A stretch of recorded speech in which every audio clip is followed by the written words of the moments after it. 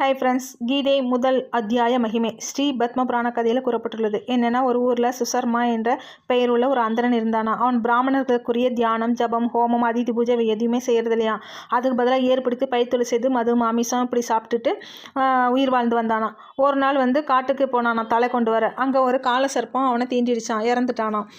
இறந்தவொடனே நரகத்துக்கு போனானா. நரகத்தில் நரக தண்டனையில் அனுபவிச்சானா. ஏன் நரக தண்டனை அனுபவிச்சான்? அவன் ஒரு பிராமணனாக இருந்து அவனோட வேலைகளை சரியாக செய்யாமல் மது மாமிசம் இந்த மாதிரி தின்னு இந்த மாதிரி உயிர் பிழைச்சதுனால அவன் நரக தண்டனையை அனுபவிச்சானான்.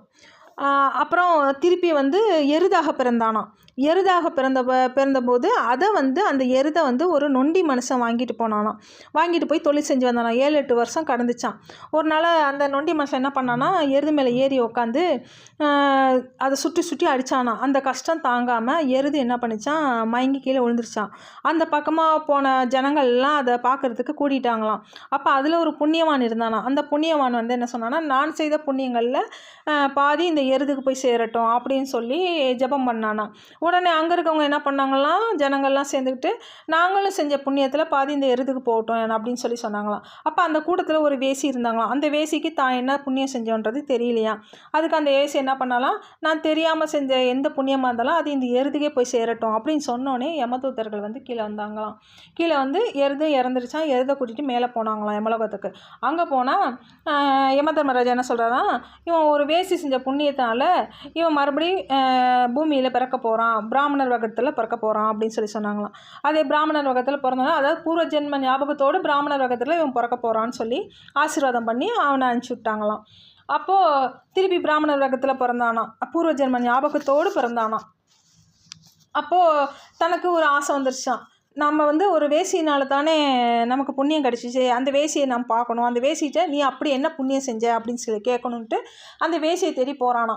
அந்த வேசியை தேடி போய் கேட்குறானா, ஐயோ நான் எந்த புண்ணியமும் நான் செய்யலை, நான் ஒரு கிளி வாங்கிட்டு வளர்த்துட்டு வரேன். அந்த கிளி தினந்தோறும் எதையோ பாராயணம் செய்து கொண்டிருக்கிறது, அதை நான் ஒவ்வொரு நாளும் விடாமல் கேட்டுக்கொண்டிருக்கிறேன், இதை காட்டிலும் நான் செய்த புண்ணியம் எதுவும் இல்லை என்றாள். பிறகு இருவரும் அந்த கிளியை அதை பற்றி கேட்டார்களாம். கிளி சொல்லிச்சான், ஐயா, நான் முன் ஜென்மத்தில் ஒரு வித்வானாக பிறந்திருந்தேன். ஞான கர்வத்தால் நல்லவர்களையும் பண்டிதர்களையும் வெறுத்தேன். அதனால் நான் இறந்து பின் ஒரு கிளியாக பிறந்தேன். ஒரு சமயம் எங்கள் அம்மா அப்பாவை விட்டு வெளியே கிளம்பினேன். நடுப்பகல கோடை வெயிலில் அகப்பட்டு தரையில் கிடந்து உயிருக்கு மன்றாடி கொண்டிருந்தேன். அப்பொழுது அந்த வழியே சென்று கொண்டிருந்த முனிவர்கள் என்னை எடுத்து ஆசிரமத்தில் ஒரு கூண்டில் வைத்து காப்பாற்றி வந்தாங்க. அந்த ஆசிரமத்தில் முனிக்குமாரர்கள் தினந்தோறும் பக்தியுடன் பகவத்கீதை முதல் அத்தியாயத்தை பாராயணம் செய்து வந்தார்கள். அதை நானும் நன்றாக கற்றுக்கொண்டேன். இதற்கிடையே ஒரு வேடன் என்னை அபகரித்து கொண்டு விட்டான். என்னை அந்த அம்மாள் விலைக்கு வாங்கினாள். இதுதான் என் சரித்திரம் என்று அந்த கிளி சொல்லியது.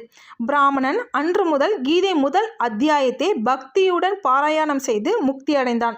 அந்த கிளியும் வேசியும் இதே பாராயணம் செய்து நற்கதி அடைந்தார்கள். இதாம்பா முதல் அத்தியாயத்தில் கொடுத்துருக்குறாங்க. இதை நம்ம பக்தியுடன் பாராயணம் செஞ்சிட்டு இருந்தோம்னா இதுக்கு உருப்பெற்று நமக்கு ஒரு நல்ல கதி அடையும், நாம் நல்ல பாதையை தேர்ந்தெடுப்போம் அப்படின்னு சொல்லியிருக்கிறாங்கப்பா. தேங்க்ஸ்ப்பா. தப்பு இருந்தால் மன்னிச்சுக்கோங்கப்பா. லைக் பண்ணுங்கள், ஷேர் பண்ணுங்கள், என்னோடய குழுவில் சேருங்க. Okay, thank you.